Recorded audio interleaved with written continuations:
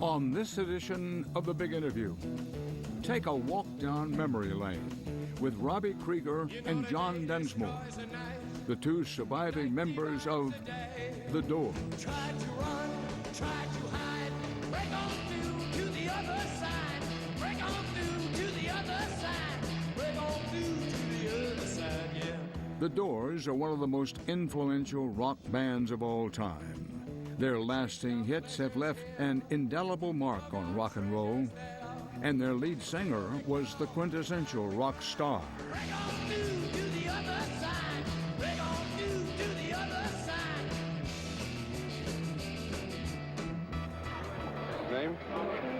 Jim. Occupation.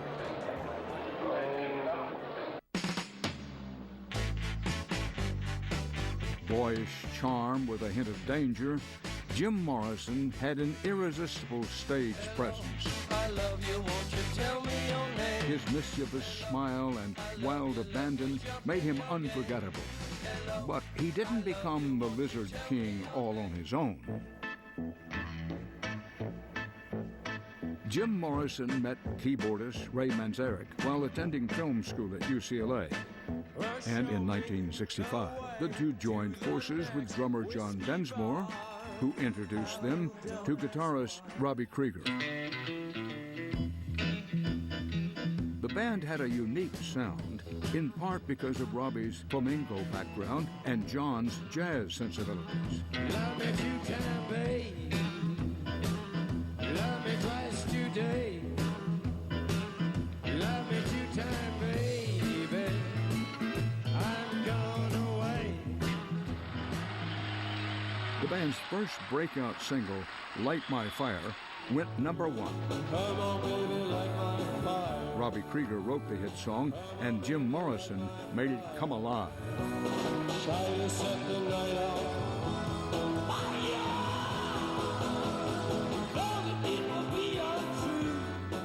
Morrison relished the spotlight. He became known for his on-stage antics. His unpredictability magnified his appeal while also sparking conservative backlash. People astray. After 5 years together, the Doors decided to stop touring because Morrison's erratic behavior was escalating. Sing wicked when you're unwanted. Streets are uneven when you're down. Jim Morrison lived by the words, "You can't burn out if you're not on fire." When you're strange. He was only 27 years old when he died. When you're strange. When you're strange. Despite their short time together, the Doors are one of the best-selling bands of all time, and the mystique of Jim Morrison has only grown.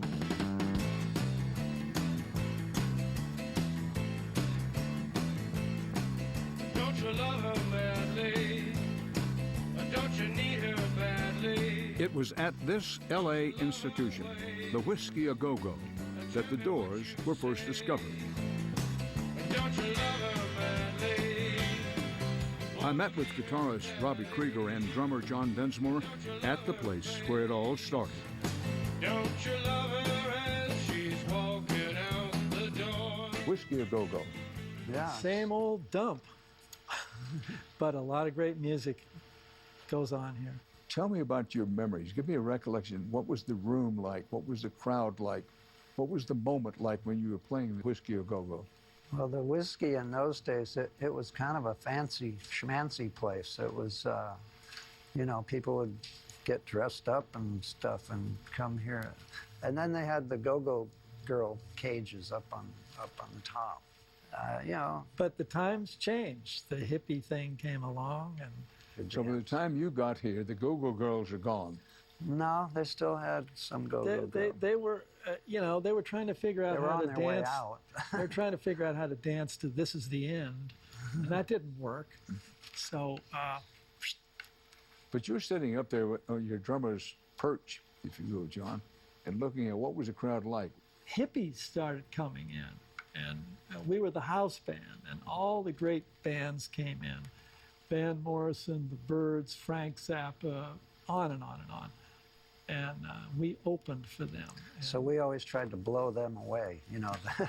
we developed a following. And I remember looking back in the booth, and Elmer would be sitting with Elizabeth Taylor and Richard Burton, or Steve McQueen would be back there, and Nicholson, and we'd work our butt off to captivate everybody, and we did. Well, give me an example of what you were playing for dance music at the time. Well, I mean, when we would play Light My Fire, the whole place would go crazy, Right. and they would all dance, you know. But like John said, when we do the end, or, you know, maybe the whiskey bar or something like that, there wasn't so much dancing. What a scene that must have been. You have a kind of panoramic view of all this. From the drum stool, all the chaos, people at the door getting bounced or whatever. Yeah, it was a good time. That was the best time. This was the club in LA, you know. You know, the giant concerts were great, you know, mass adulation. Right. But sensing that we were going to actually make a living at this, that's more exciting than even that big goal. It's that road going, oh my God, this is going to happen. Right, when we started playing here, we had to join the union. The musicians union. Oh my God. Jeez, that means we're real musicians. You know, I can't help but think, you and the Doors, the music has really lasted 50 years and still going. Pretty amazing. It's the And this drumming. is my commentary. Here was a band that had its heyday for basically, what, 5 years, we'll say. 1966 to about 1971, maybe stretch a little longer. That's 5 years. Long time ago. But here we are, fairly near the end of the second decade of the 21st century. The Doors are still popular. The music has lasted.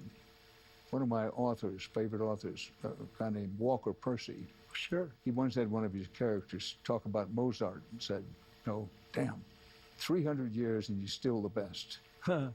Well, it can be argued that in terms of a 4 or 5 year spread, here are the Doors, at least 2 surviving members of the Doors, 50 years and still at least among the best. Pretty amazing. It's the guitar playing. Yeah, it's the flamenco guitar playing. You want us to figure out why? Yes. Take it, Robby. It was an amazing amalgamation of personalities and talent, but I think more importantly, the personalities that allowed us to get the most out of that music and make it work. You know, so many bands that have great talents in the band, but they're not really a band. It's one guy, and he's telling the other guys what to do. Maybe the key is Jim saying, okay, we're going to share everything. I don't want lyrics by me. All songs by the Doors. That's it. Yeah, nobody had ever done that before. So then all 4 of us give 200%. We're a total democracy. Maybe that's the key. Well, I find it really remarkable that after all this time, and you think about how many bands have come along, one of the two of you said at one time that what the band tried to do, we tried to hypnotize them. Said. Is that what you started out trying to do, Robby? No, I don't think we tried to hypnotize them, but I think we did. We did hypnotize them. And one reason was the fact that none of us really stuck out, you know, and said, hey, I'm doing this great thing here on this, you know, I'm taking over. I think that made it for a very hypnotic kind of sound. And that's what you call feel, you know, in music. I would say it evolved into a ritual. It wasn't entertainment. We weren't doing a show. Somehow the audience was with us and we were going on a journey, some kind of seance or some kind of thing. And you could feel it in the room. We played Light My Fire and everybody get up and dance and go crazy. And when we'd come out and do the end, and people would leave silently. which was maybe more of a compliment. They were taking it home. There was something that happened. We can't explain it, but whew, wow, it was powerful. Something was happening, and whew, powerful. What was that thing? That's what I'm searching for. That obviously the Doors touched a chord at a particular moment in history, but I can't put my hand, I can't focus my mind on exactly what that was. Well, yeah, I think the audience, when they came to a good Doors show, because we might have had some bad ones too, when Jim was in the right frame of mind, there was a connection that happened with the audience and us. And people love that, you know. If somehow we all, the audience and the band, experienced a full gamut of human emotions like silence and terror and joy with dancing and the whole everything in between, maybe that's what happened. Just what it's like to be human. Well, we've talked some about Jim, and I appreciate you sharing your thoughts about it. Before we forget it, there was, after all, a fourth member of the Doors. Ray Manzarek, yes. Yeah. Oh, boy. Okay, Ray played the bass with his left hand and the organ with his right hand. So he had this ability to split his brain into two musicians. I mean, that right there is amazing. And then on top of that, he writes these really catchy da-da-da-da-da-da-da-da intro to Light My Fire, or the solo in Riders on the Storm, which is etched on all our brains. So if you hear 4 bars of Ray's keyboard playing, you know it's him. And that's the mark of some unique, great artist. But you know, one of the most important things about Ray was that he really discovered Jim Morrison. Yeah. Because you know, Jim and Ray were at the film school at UCLA, and most of the kids there thought Jim was just a weirdo, and you know, they had no insight into his genius. You know, one day Jim showed him some of the words for Moonlight Drive, a couple songs, and Ray said, "Wow, those could be amazing rock and roll songs," and that's really where the whole thing started. Yep.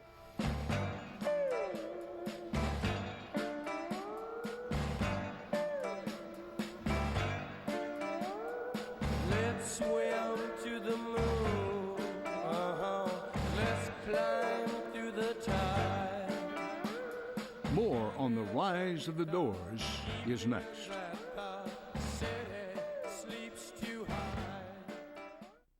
Sunday nights on AXSTV will rock your world. Tune into an all-new episode of the Top 10 Revealed, featuring awesome animal songs. plus an all-new A Year in Music. This time, it's 2006. Then it's L.A. Inc., starring Kat Von D. This week, Kat nails down her dream team and gets some disappointing news. As a boss, it kind of makes me look bad. Sunday Night Rocks on AXSTV. Who goes right back to sleep after getting an alert of an unusual charge on their credit card? You do. Round-the-clock fraud protection. One of the many things you can expect when you're with Amex. Wait, this isn't your bed? How'd you get here? Ah, yes. Groceries.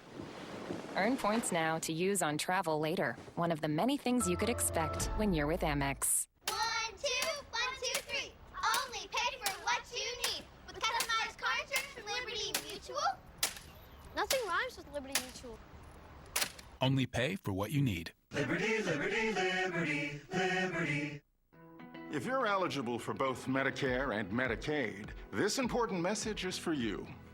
Hi, I'm Lowell, and I'm here with important information from WellCare about your Medicare benefits.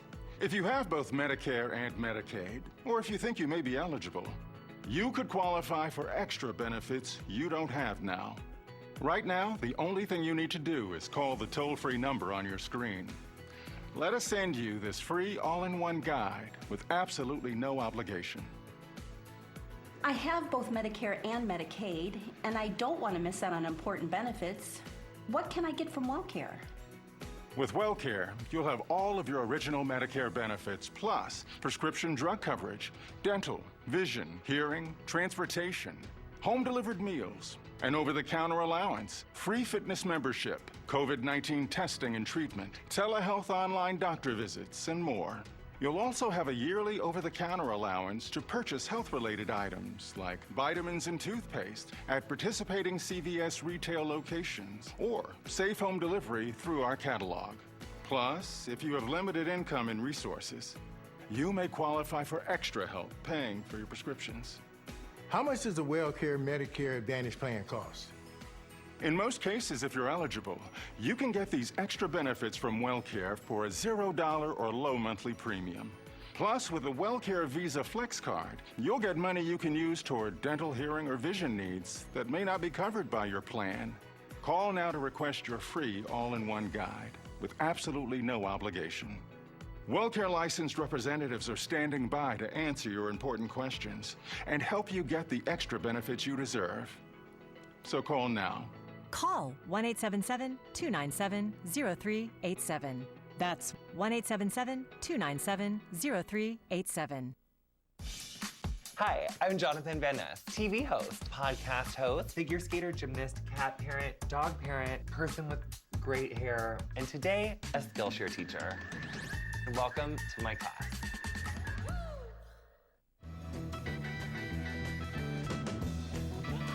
In the mid to late 1960s, the Doors spoke to a growing counterculture movement as civil rights, women's liberation, and anti-war protests began changing the social and political landscape.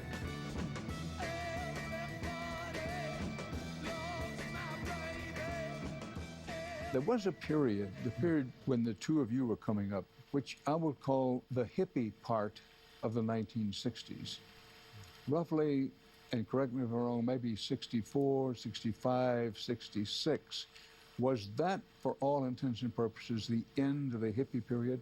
You're right. I would say the hippie period was maybe 64, 5 to 67. By 68, it started to spiral down into abusive What do you expect? drugs. Nixon got in. There you go. So, but you know, Dan, I don't like when people diss the 60s as a failure. I think the seeds of civil rights, peace movement, feminism, all were planted in the 60s. They're just really big seeds. And maybe they take 100 years for full fruition. Mm-hmm. So don't diss. Get out your watering can. Well, I mean, you know, to me, the early 60s, like 64, 65, 66, was probably the best time ever, you know, as far as freedom and freedom of thinking. And then, you know, you go a little too far, and then then they pull you back, you know. So like I said, when Nixon got in, they shot the Kennedys, it all went to hell. But then there was, of course, there was the war, and there were pretty big race riots. We had real racial outbursts. Right. Dr. Martin Luther King was shot. I take your point, Robbie, that let's say the best of the 60s ended by the time we got to 68, 69, and 70. Exactly. Well, I would talk history with you for the rest of the afternoon, but let's get back to the music. When you first started the Doors, for what were you aiming, John? What kind of music? I was aiming to pay the rent for 10 years if I could. I'm 72 and a half now. My hair is white, and we're still talking about this damn band. And I'm proud. To my ear, and keep in mind I have virtually no musical education at all, there's flamenco influence, definitely, which you would understand coming from Robbie's background.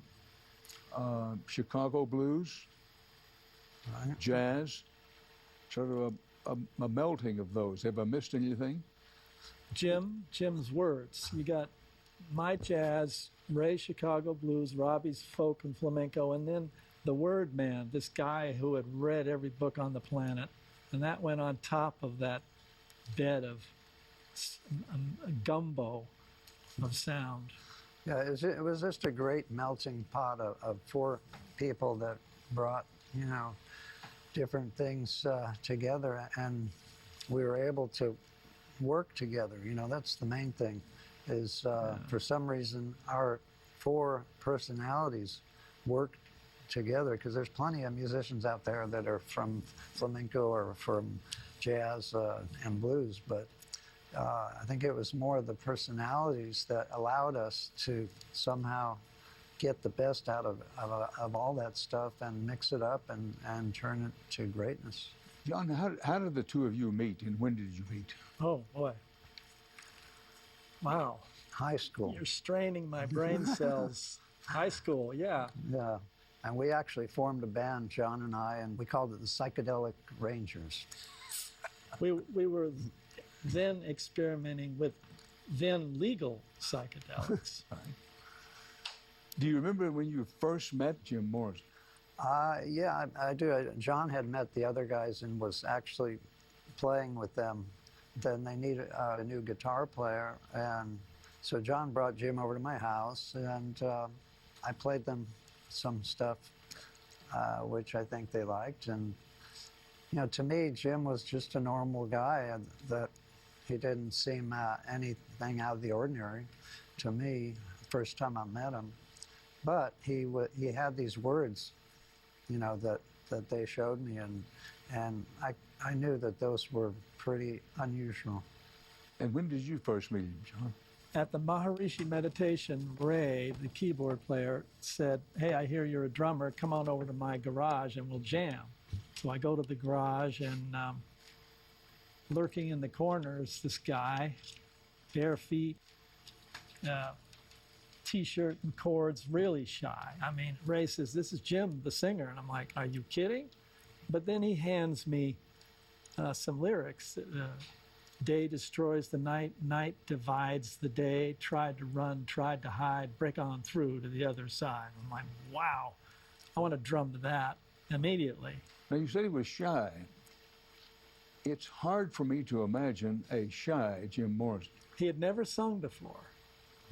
He'd said he heard a concert in his head, but he had never done this. So it's just a gift, because a lot of singers, you know, blow out their throats singing improperly, and he never did.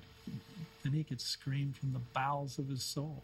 But in the beginning, he was, well, he would face us at the London Fog down the road. He couldn't even look out at the audience, but he gradually evolved into the Lizard King. I'm very interested in that transformation, and both of you were present when he made the transformation from being this shy, very reserved young man. I man. think he envisioned in his mind being that Lizard King early on, because he showed me some pictures of himself when he was a teenager, like 15, 14, and you could see he was trying to look like Marlon Brando or something, you know.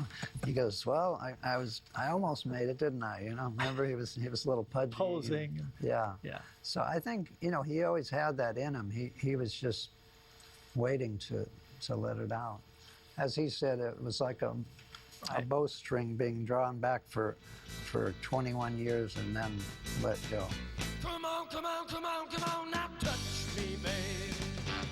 Can't you see that I am not afraid? What was that promise that you made? Why won't you tell me what she said? More on the rise of the Doors coming up next. Are you breathing clean air? EPA research shows we spend up to 90% of our time indoors, where air can be up to 5 times more polluted. Molecule is air purification reinvented. As air flows through the device, a light-activated Pico filter breaks down pollutants at a molecular level, including bacteria, viruses, and chemicals. Protect your indoor air with Molecule. Available at molecule.com, Amazon, and Best Buy. Having trouble getting help for erectile dysfunction? Get help fast with Lemonade Health. Just answer a few questions. And they can send you medication so you can get better quickly. Visit lemonadehealth.com today. Tonight on Music's Greatest Mysteries. Broken air conditioner? That could be a $4,400 bill you weren't expecting. Fridge on the fritz? That could cost you $2,500. Get the First American Home Warranty Plan. And when a covered item breaks, call or click. That's it. And we'll repair or replace it for you. We have plans that cover air conditioning, most appliances, plus heating, plumbing, electrical systems, and much more. Plans start as low as $25 a month. Why let a major system or appliance breakdown bust your budget or go through the hassle of trying to find trustworthy service people? Saved us thousands of dollars. And I know they have my back. Last year alone, we saved our customers over $140 million. Don't wait until it's too late and you're stuck with a huge repair bill. If you don't have First American Warranty, get it. Call 1-800-310-9149 or visit protectmybudget.com for a free no-obligation quote. That's 1-800-310-9149.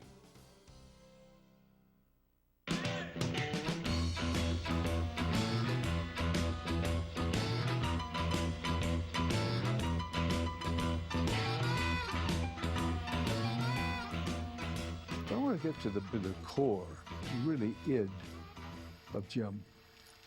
Who was he? In the final analysis, who was he? You saw him good times, bad times, and times in between. A great tortured artist. Genius too, you know. Dionysus and Apollo, self-destruction and creativity don't always come in the same package. Picasso lived to 90, but with Jim, they came together. And sad on a personal level, difficult to lose him. Time has helped me notice that, wow, I really miss his words, God. And melodies, he had melodies in his head too. Couldn't play a guitar, couldn't play a chord on anything. But in his mind, he had this stuff. The first 6 or 8 songs that he came up with, it was, he was doing some psychedelics, you know, and Jim would just hear a concert in his head. And all he had to do was write it down. But, you know, he could remember how the music went. And so he would kind of tell us. He said he thought of melodies to remember the words. And then he'd just sing it a cappella to us. Right. And we'd go, wait, hold it. E flat. Okay, go. No, stop. You know, we'd kind of eke it out together. No wonder it took so long to put together a recording or an album if you work that way. Well, no, actually, that was pretty quick to do it that way, because at least one of the guys has the whole song in his head, so all he has to do is explain it to the other guy. That when it started taking long was after we ran out of songs.